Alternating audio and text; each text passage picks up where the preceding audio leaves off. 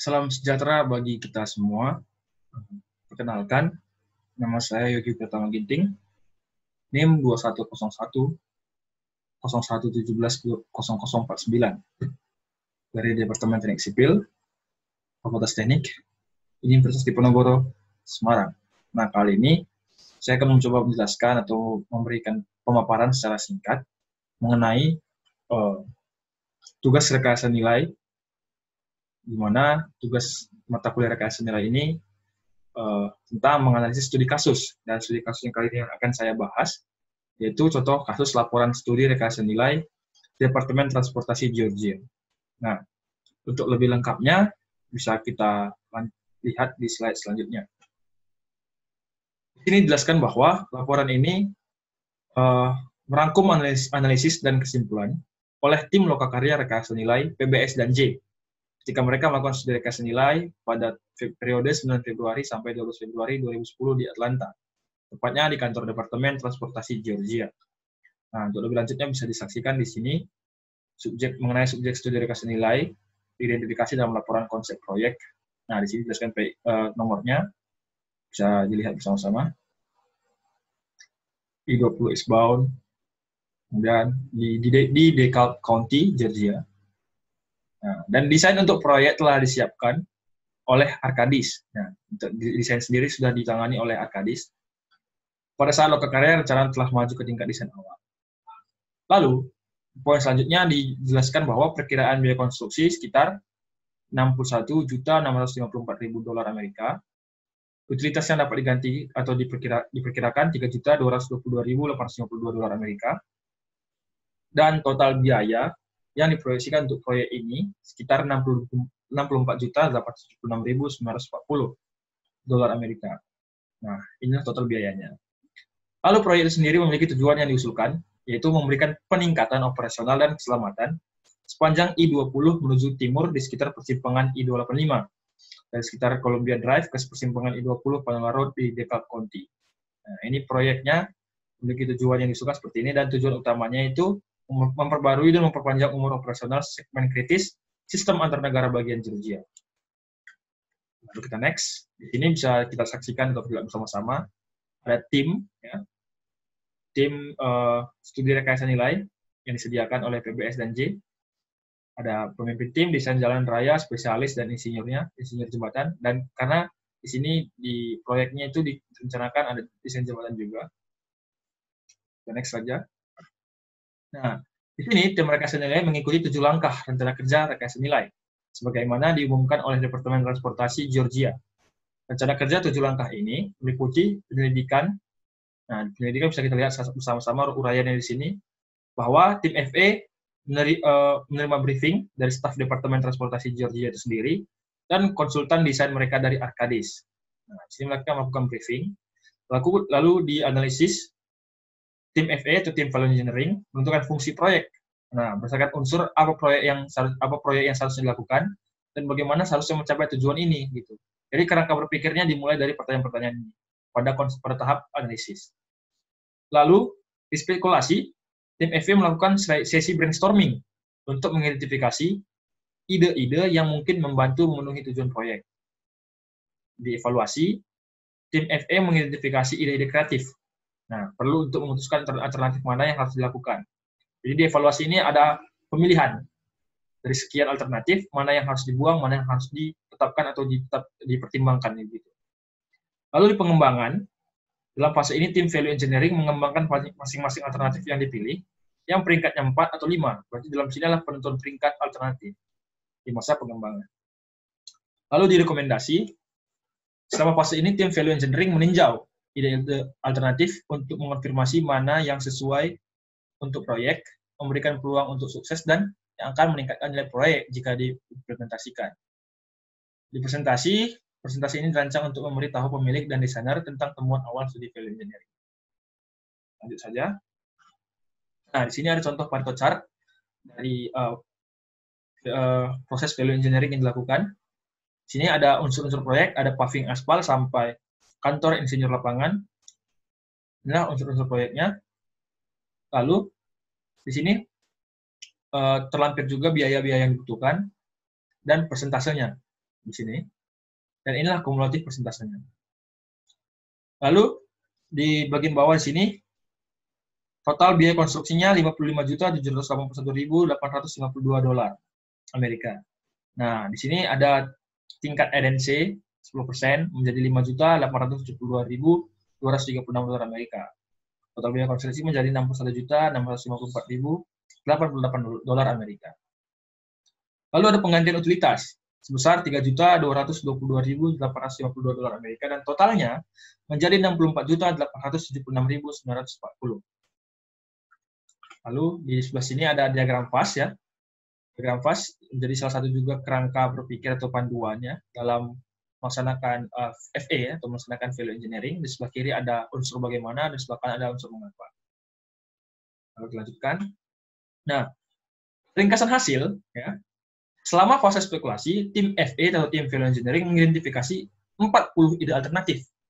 Dan setelah fase evaluasi selesai, ditemukanlah 9 ide alternatif. Dari 40 itu ditetapkan menjadi pertimbangan lebih lanjut begitu. Nah, ini berikut 9 ide alternatif maksud saya dari yang ditemukan atau ditetapkan dari 40 ide alternatif awal.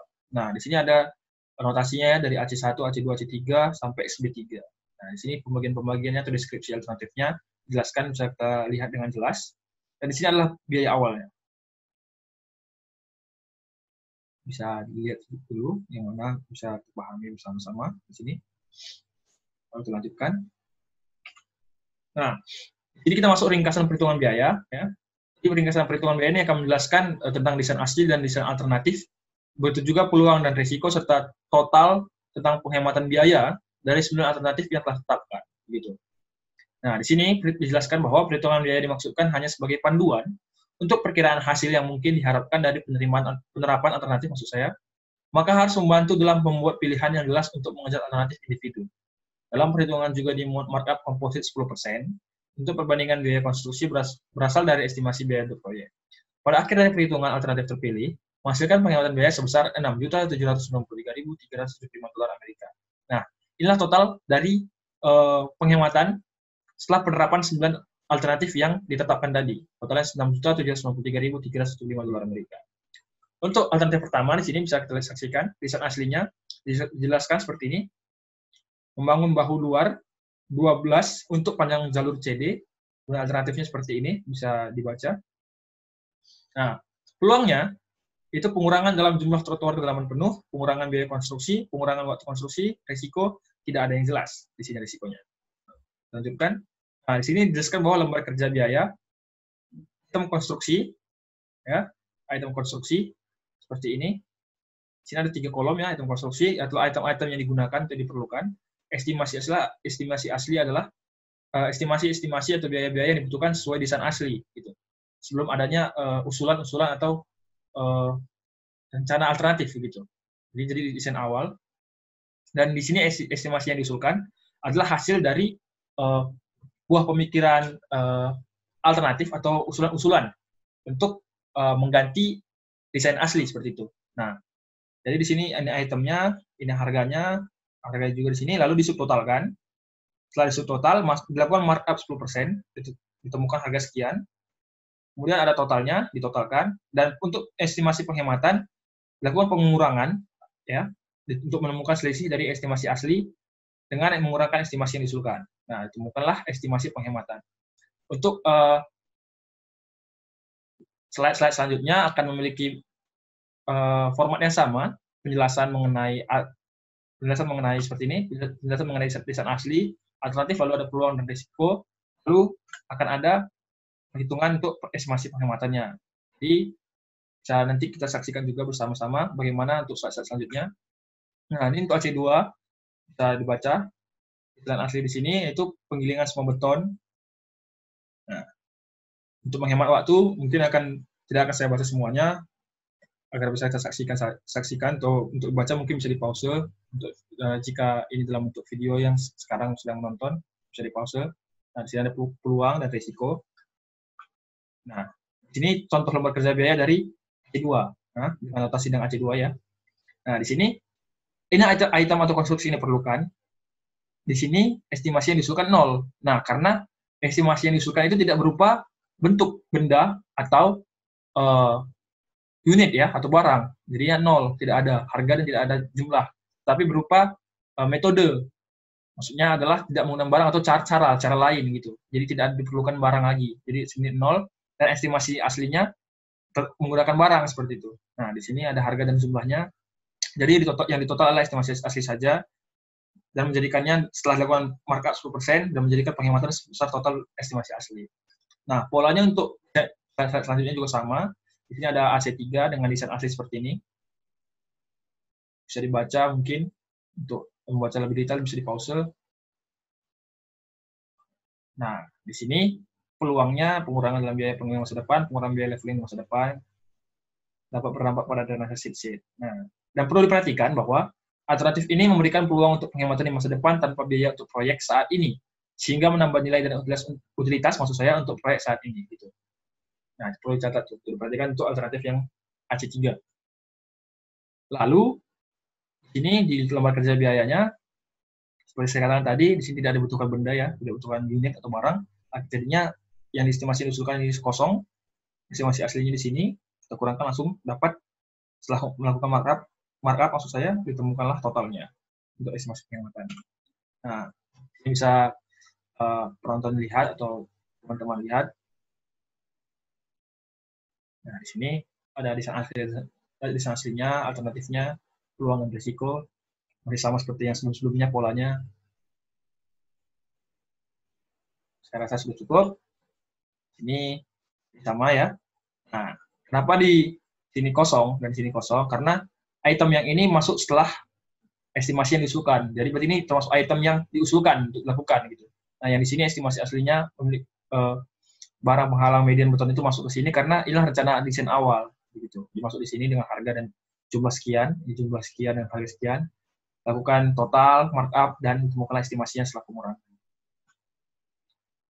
Nah, di sini juga sama, MS4, dengan desain asli dan alternatif, yang telah dijelaskan di PowerPoint ini, memiliki peluang dan risiko. Lalu di sini ada dengan cara yang sama, masih sama seperti lembar kerja biasa yang lain, dengan cara mengisi yang sama, ada 3 kolom yang sama, dengan item barang-barang di sini dijelaskan, kemudian ada estimasi asli, estimasi diusulkan, total dan penghematannya $74.000 Amerika.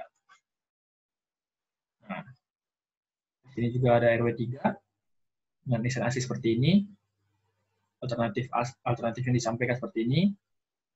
Peluangnya penghematan biaya, mengurangi waktu konstruksi, desain standar geodetik sudah tersedia, meningkatkan estetika, dinding MXA telah digunakan di koridor. Nah, kita lihat lembar kerjanya, tidak jauh berbeda ya, caranya semua sama, pengisiannya hanya berbeda, barang dan harga, tetap dilakukan markup, kemudian dapatkan estimasi penghematannya. RW9, desain asli seperti ini, ya. Memerlukan penyediaan dinding suara, alternatifnya mengusulkan penerapan teknik stabilitas tanah, peluangnya penghematan biaya, pengurangan waktu konstruksi kurang mengganggu, menghemat pohon, risiko tidak ada yang jelas. Nah, di sini juga ada lembar kerja biaya RW9. Saya saksikan di sini. Total apa? Estimasi yang diusulkannya 0. Jadi biaya penghematannya langsung dari estimasi asli, ya, karena tidak ada pengurangan dengan estimasi yang diusulkan. Begitu. RW10 sendiri ada desain asli seperti ini. Alternatifnya mengusulkan penggunaan tiang panjang sebagai pengganti dinding penahan. Peluangnya penghematan biaya dan lain-lain di sini. Risiko tidak ada yang jelas. Nomor kerja biaya seperti ini. Dengan item, ada 3 item. Yang diusulkan ada 2 item. Aslinya 1 item. Dan dapatkan estimasi penghematan 1 juta. Setelah dilakukan markup ya, terhadap harga subtotal, totalnya dikurangkan, total keseluruhan dikurangkan, ditemukanlah estimasi penghematan. SD3 bisa dibaca di asli seperti ini, mengusulkan pemasang penghalang suara, alternatifnya mengusulkan menunda pemasangan. Jadi pemasangan dinding itu tidak dilakukan atau menunda. Peluangnya pengurangan biaya secara keseluruhan tentunya.